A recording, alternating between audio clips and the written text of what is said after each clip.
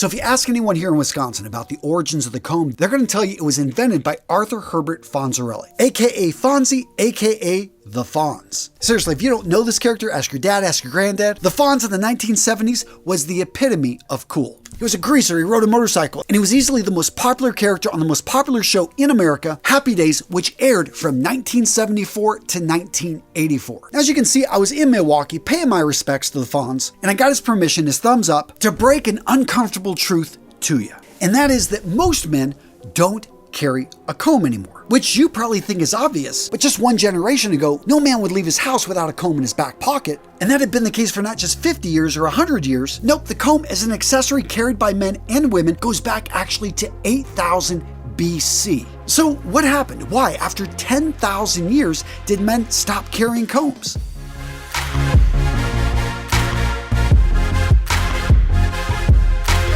So when it comes to accessories, it's hard to beat the comb. Archaeologists have recovered combs that are over 8,000 years old. These tools, dating from the Neolithic period, it's not known exactly if these earliest combs were used to style hair, but it is known that they were used to help remove lice from hair. Which, if you're a parent with a kid in a public school, it's kind of reassuring, if not funny, to know that our ancient ancestors were using the same tools to remove those disgusting parasites which today we are still battling. Now, when it comes to styling, it was probably the Egyptians that used it more for definitely ceremonial purposes. We go back to 3,500 to 3,900 BC. In various tombs, archaeologists have found finely carved bone and ivory combs, and if you could afford to own a tool like this, it was also a sign of social status. And now, of course, combs could be made from other materials like wood, and it's also safe to say these wooden combs were easier to make. They were probably much more prolific in production, but because they were made from wood, we don't have too many ancient ones left until you get into the last 1,000 years. Then we go look at Viking culture, tons of wooden combs, and in fact, in Viking graves, you can oftentimes find a wooden folded comb. If you think about one of the first everyday carries right there. Yeah, those Vikings, they loved their combs, had to brush those beards and keep clean of any insects, right? Now, if you know your history on brushes and combs, you probably know one of the oldest companies out there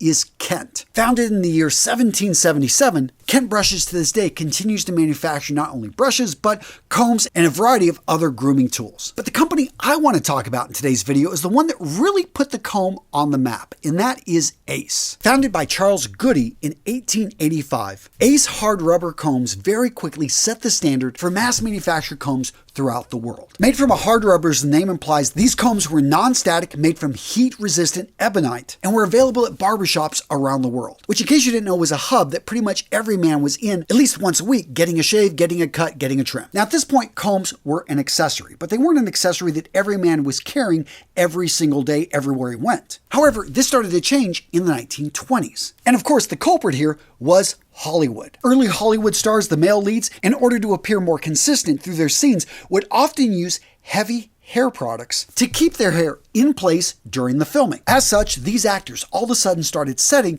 style, setting the fashion of the time, and the hairstyles that we saw come out of the 1920s and 1930s had looks that kept every hair in place. Now, these early pomades, they were heavy and they weren't perfect, and they did not keep your hair in place throughout the day. You had to touch them up multiple times. And this is what made the carrying of the comb really important. You had to be able to rebrush your hair with a tool that was easy to carry, that you could pull out at a moment's notice. And as you can imagine, this constant brushing was actually pretty tough on the combs. So early combs were breaking, and that became a major selling point in the 1920s and 1930s, is the unbreakability of a comb, which maybe doesn't sound like a big deal now, but this is early plastics. This is early rubbers. So in this industry, they were constantly coming out with new formulations that were not only more lightweight, they were less brittle, they could bend just the right amount, but still be able to handle a full head of thick hair. Now, up to this point, Hollywood had accelerated the adoption of the combs, but it was World War II that put it on steroids. You see, for anyone that hasn't served in the military, you don't know paperwork. You don't know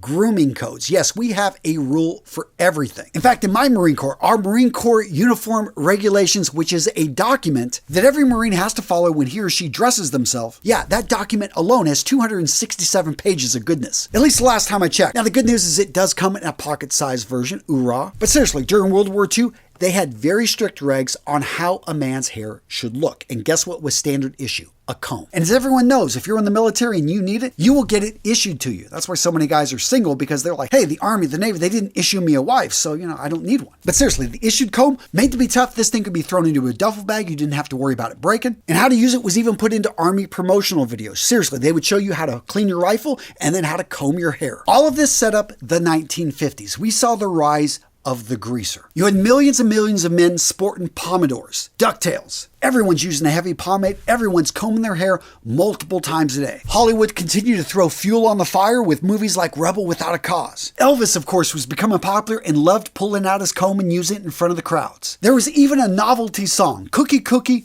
Loan Me Your Comb, that sold 1 million copies and went up to number 4 on the Billboard Top 100 in 1959. All of this resulted in Ace selling over 50 million combs a year and owning 2/3 of the comb market, and combs, in terms of total hair accessories, accounted for 1/3 of all retail sales. And then, just like that, the winds changed. Some people trace it back to the Beatles, others maybe the hippie movement, but all of a sudden, hair started to grow longer. Hippies with their long hair decided to put nothing in it at all, going more natural. But for those that decided to style their hair, all of a sudden they actually had more tools. Hair dryers were being used and could help shape hair by heating it. Hairsprays emerged and all of a sudden could keep hair in place without constant recombing. And by 1974, pocket comb sales were down by 30%. And the 1980s didn't help. All of a sudden, we start seeing messy hairstyles. Alcohol-based gels and mousses all of a sudden offered all-day looks, and brushes were a better tool. They were being made smaller, and for that reason, they started replacing combs. Spiked hair looks, flat tops became all the rage without a comb in sight. And in 1987, the once giant Ace combs was sold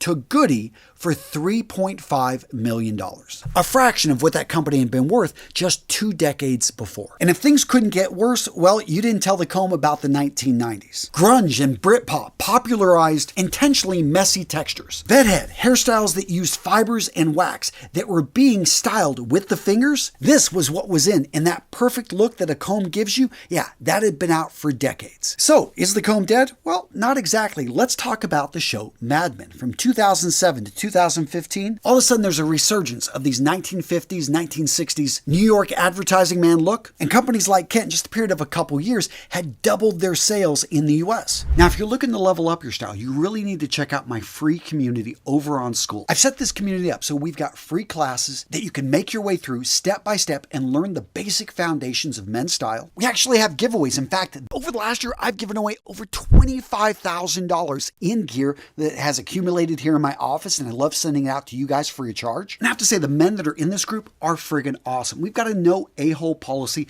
People treat each other with respect. And what we've managed to create in this community is a place where a man can come in and ask questions and get some solid advice. So gents, use the link in the description of today's video. Go check out our free communities on School. These are for you to become the man you know yourself to be. So let's answer the question, why did the comb disappear? First up, stronger, better products. Early pomades. These were products that didn't have a whole lot of hold. They were heavy, and it was the weight that was actually doing the holding. But throughout the day, a man needed a comb in order to get back that perfect look that he would lose naturally throughout the day and being active. By the 1960s and 70s, when it comes to keeping a man's hair in place, he's got a lot more options. And in fact, today, even classically made pomades have a lot more hold in them, so you don't have to comb multiple times a day, if at all. Now, right with that, the second reason the comb pretty much disappeared is a changing in hairstyle preferences. Combs are excellent at combing down hair and keeping it straight. However, if you want to go for more of a tousled look, if you want to add a bit more texture, depth, then you're going to need specialty brushes, heating tools like hair dryers, and a comb becomes very limited in its ability to give you what you need. And let's talk about the loss of cultural icons. So throughout the 1950s, men like Elvis Presley and James Dean were leading the way with the comb. Throughout the 1960s, we saw this pretty much drop off, and yeah, there was a bit of a resurgence in the 1970s with the Fonz, but it's safe to say until the rise of Don Draper, he was one of the last big influencers to shape the habits of young men. And let's face it, when it comes to character, the Fonz, a much better influence. And in today's modern age, let's talk about pocket real estate. As you guys know, there are entire channels that are about everyday carry, and the big push there for most is to reduce what you carry, but to use and need everything that you do have. Well, guess what? In this push towards efficiency and with the rise of cell phones, AirPods, and all the other things people carry, yeah, the comb, despite its small size, has gotten pushed out. So what do you think, gents? Agree, disagree? Let me know in the comments below. And if you're wondering, why did men stop wearing suspenders? Come on. You know I got you covered. Go check out this video right here. I enjoyed it. You know, it's a good solid one. Yeah, why did men stop? Suspenders are freaking awesome, especially for larger guys. So why did we stop wearing them? Guys, I got you covered. Boom, in this video right here.